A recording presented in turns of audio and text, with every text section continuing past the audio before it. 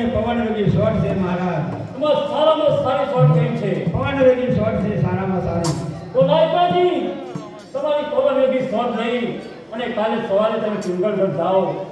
મારી વાલી બેન સગુણાને તેડી અને તમે વહેલા પાછા આવો.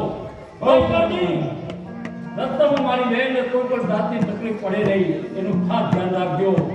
અને તમને ભીડ પડે તો મને યાદ કરજો.